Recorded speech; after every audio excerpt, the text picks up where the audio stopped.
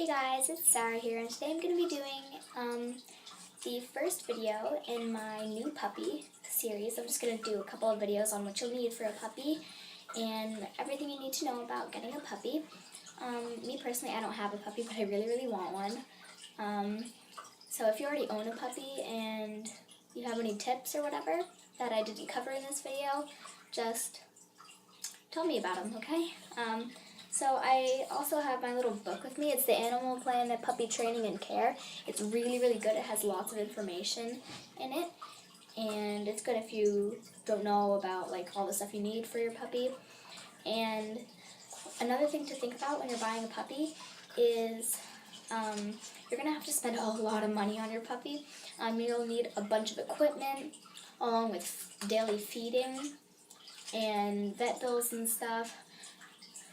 It's a lot of money. Some people can cover like $3,000 in like one vet visit if your puppy gets like seriously injured. So in this video, I'm just going to be talking about what supplies and equipment you'll need for your puppy. So yeah, let's get started. The first thing that you'll need for your new puppy is a bed.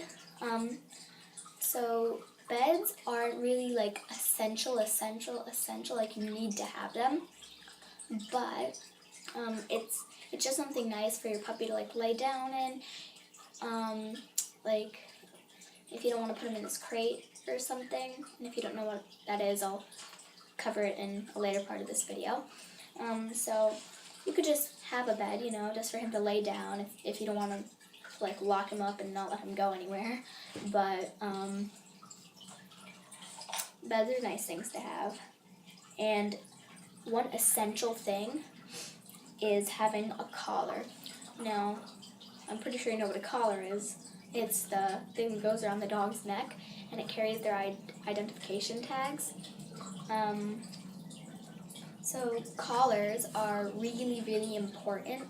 You can hook up your leashes to them.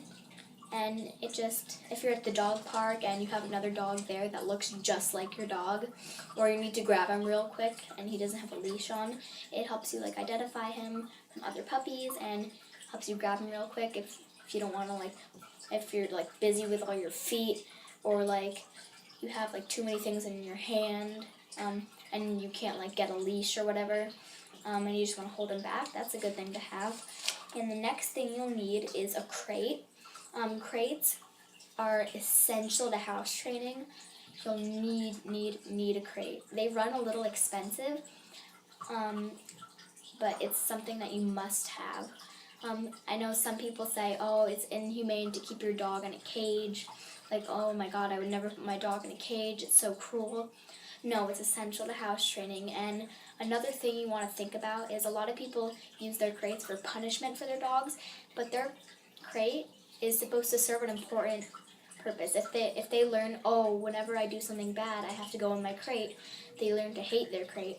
The crate is supposed to be,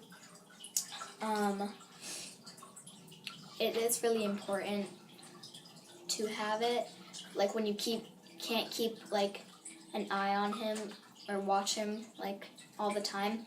Like if you have to take a shower or you have to run and get the mail or something, you could put him in his crate just so he doesn't chew up a bunch of stuff. And you could also put chew toys in his crate or anything to keep him busy for a little bit. But your dog should never be left alone all day in his crate. That's where exercise pens come in, and we'll talk about that later. But crates, they're just really important to have. So yeah. And crates are supposed to be big enough so that when your puppy is full grown, he can stand up, turn around, and stretch out a little bit while lying down.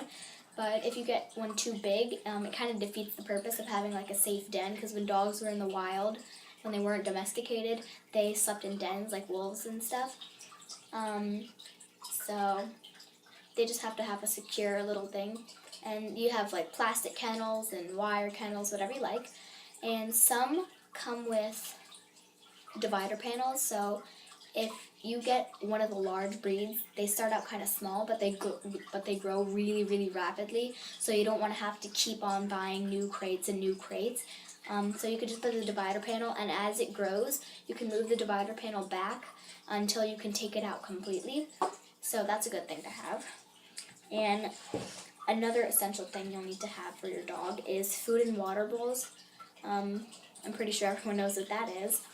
They're just little bowls to have for your dog for food and water, and you can do scheduled feeding, you can do free feeding. I really recommend scheduled feeding though, because free feeding, it can make your dog get really fat or really skinny. And also if you have other dogs in the house, they could eat for your puppy. That's why you should really put your puppy in his crate while he eats. But you have to have those. You should leave his water out all day, but feed him like 1 or 2 times a day, along with all the treats that he's going to eat. And another thing you really should have, they're not like really, really essential, but you really, really, really should have them. They are grooming tools. You'll want to have 1 or 2 brushes. Even if you plan on having your dog professionally groomed, it's really, really, really important to have them. Well, I'm kind of mixing everything up now. It's not really essential, but you really should have them, even if you plan on having your dog professionally groomed, you know. It's just for a quick cleanup or whatever. If you want to make them look presentable, you should have nail clippers, 1 or 2 brushes, dog toothpaste and a dog toothbrush, and shampoo. You should really have shampoo for your dog, especially made for puppies or fleas and ticks or whatever. And then the really, really, really important thing to have when you get a puppy is identification now. Your dog should normally have a microchip and an ID tag, because if your dog just has an ID tag that's attached to its collar can just like fall off, or it can get really, really rusty and make the engraving really hard to read. So, a microchip is a little thing, no bigger than like the size of like a grain of rice or something. It's really, really small, and it's like inserted under their skin, but they can't feel it, and it can't be like intentionally, it can't be removed. And it has a little number programmed into it, and if your dog shows up at like a vet or Animal Humane Society, they could just scan your dog for its microchip, and when they find the microchip, the little one-of-kind little program number has like your phone number and your name and your address, so that they can immediately contact you and bring your dog back home. So that's really important to have. And leashes are really important to have too. You have to have a leash.